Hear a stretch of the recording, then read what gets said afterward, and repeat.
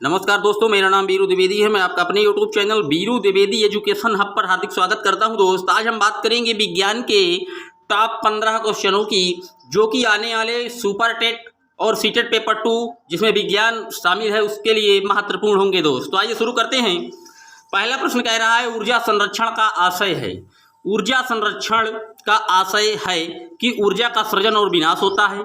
ऊर्जा का सृजन हो सकता है या ऊर्जा का सृजन नहीं हो सकता परंतु विनाश हो सकता है, या डी ऑप्शन, ऊर्जा का न तो सृजन हो सकता है और ना ही विनाश।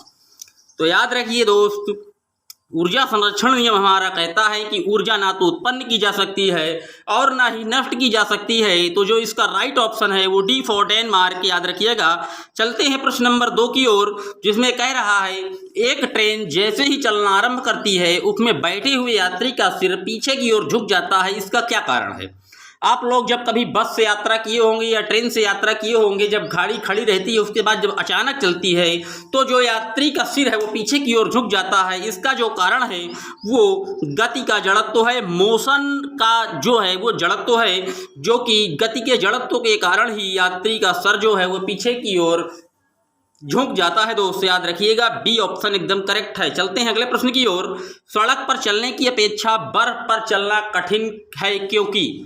तो सड़क पर चलने की अपेक्षा बर्फ पर चलना कठिन है क्योंकि बर्फ में जो है वो सड़क की अपेक्षा जो है वो घर्षण बल कम होता है। दोस्त, बात आई है घर्षण की, तो घर्षण बल के कारण ही हम जो है जमीन में चल पाते हैं। कापी पे जो हम लिखते हैं पेन से, वो घर्षण के कारण ही चलते हैं। दोस्त, याद रखिएगा, इसका डी ऑप्शन एकदम करेक्ट है। दोस्त, चलते हैं अगले प्रश्न की ओर।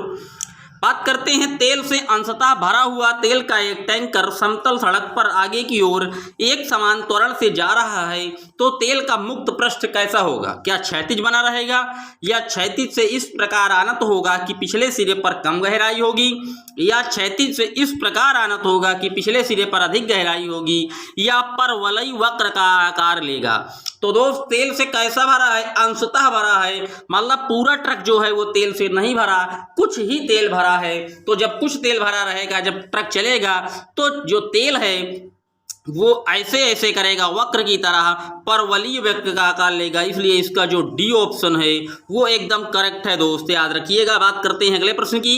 त्वरण ज्ञात करने का सही सूत्र क्या है? तो त्वरण ज्ञात करने का सही सूत्र जो है A बराबर B minus U upon T, क्योंकि आपने पढ़ा होगा जड़त्व के न्यूटन के जो 3 नियम हैं उन्हीं से ये नियम को प्रतिपादित किया गया है। इसका A ऑप्शन एकदम करेक्ट है। दोस्त, याद रखिएगा। बात करते हैं अगले प्रश्न की।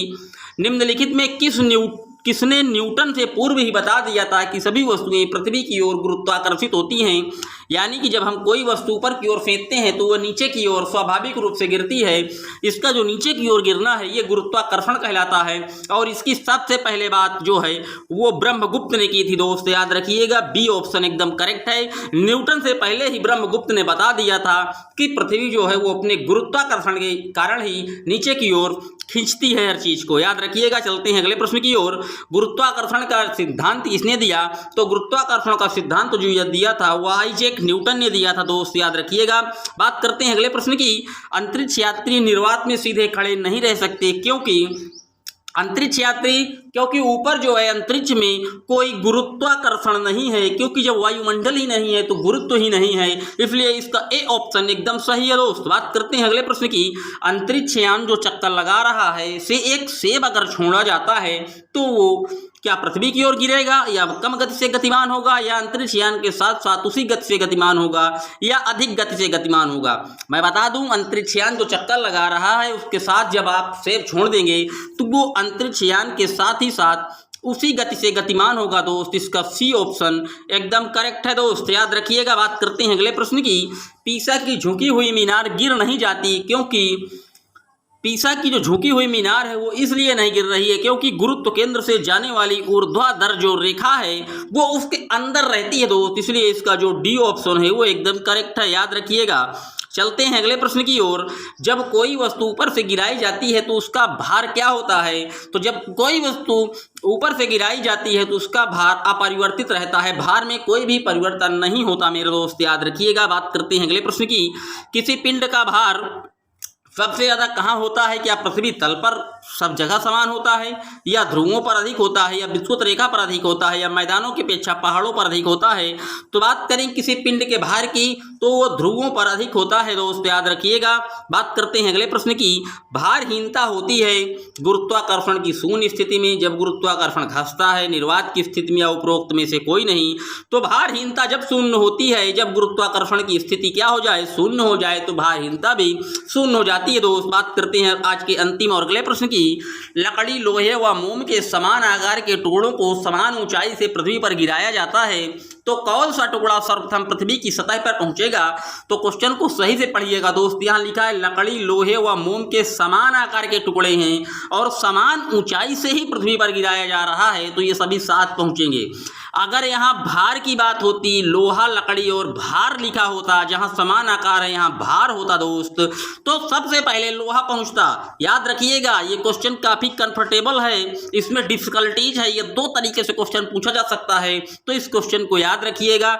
जब आकार लिखा हो, लकड़ी, लोहे व मोम के समान आकार के टुकड़ों को समान ऊंचाई से गिराया जाए, तो सभी साथ पहुंचेंगे। जब भार लिखा हो तो आप याद रखिएगा सबसे पहले लोहा पहुंचेगा, क्योंकि लोहे का वजन ज्यादा होता है मेरे दोस्त, याद रखिएगा। ये आज की सीरीज आपको कैसी लगी कमेंट बॉक्स में जरूर बताइएगा, और ये 15 क्वेश्चन थे, आपके कितने सही हुए कमेंट बॉक्स में जरूर लिखिएगा। ये विज्ञान के महत्वपूर्ण क्वेश्चन थे। और हाँ, चैनल को आप लोग थोड़ा सपोर्ट कीजिए, सब्सक्राइब कीजिए, नए लोगों के पास इस चैनल का लिंक शेयर कीजिए। मैं कमेंट बॉक्स में पिन किए दे रहा हूं चैनल का लिंक, तो ज़्यादा से ज़्यादा आप इसको सब्सक्राइब और लाइक करें। मिलते हैं एक और वीडियो में, तब तक के लिए जय हिंद, जय भारत।